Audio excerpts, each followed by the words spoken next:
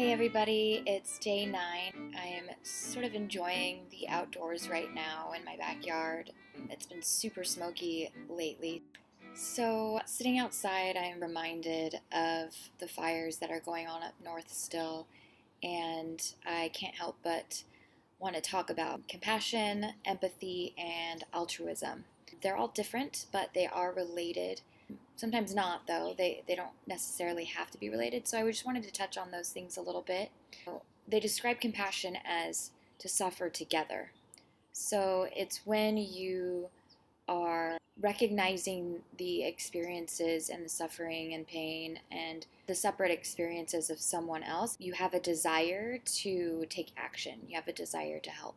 It doesn't necessarily mean that you do help, it means that you have a desire to. Empathy is when we simply feel those feelings with someone else. So it starts with empathy, I believe, just feeling those feelings. When we are faced with the desire to help, that's when compassion comes in. And when we actually take action, that's altruism.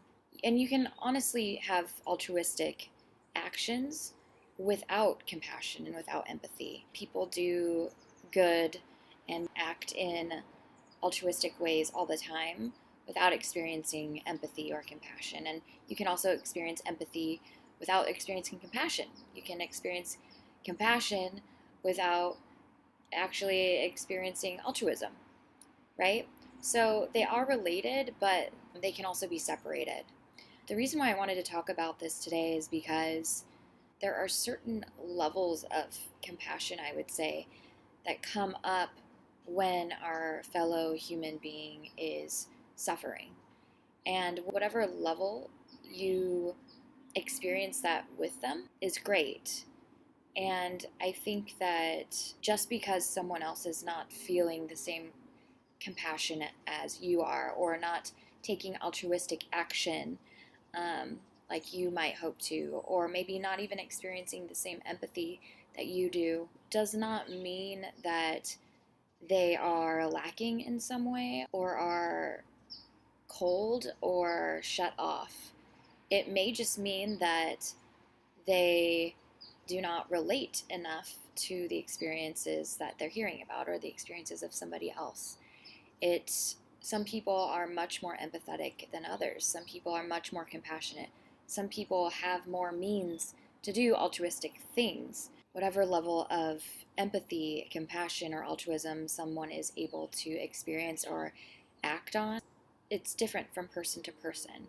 This is something that I've had a really hard time with lately because I tend to be highly empathetic, and it makes me want to take action. So it escalates into compassion very quickly. And when I can't act on that, when I can't take altruistic action, I feel a sense of guilt. Also, I feel sometimes that when the empathy and compassion arises so quickly and no one else around me seems to be on that same level, I start to question my feelings. Like, is this acceptable? Is this feeling, it's this strong emotion, this strong desire to help, is this normal? And I start to almost, should my way out of my feelings and out of my emotions. So I think when you are experiencing compassion or empathy or taking altruistic action, just know that you may not be met there by others around you, and that's okay. It doesn't mean they're right or you're right or somebody's wrong. It just means that you're having a different experience, and also that it's all very human.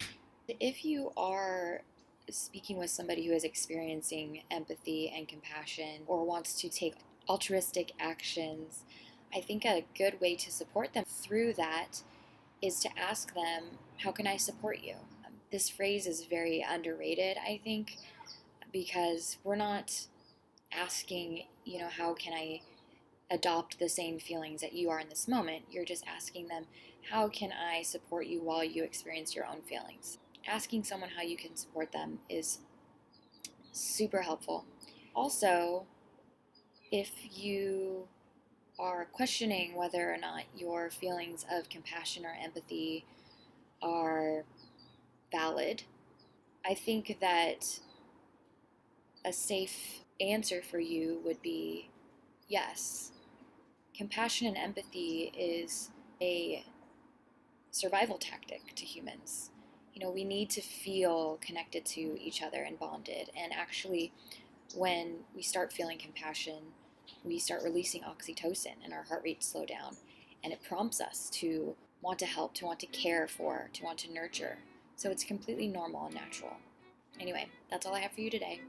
I hope you are staying safe and staying out of this smoke. All right.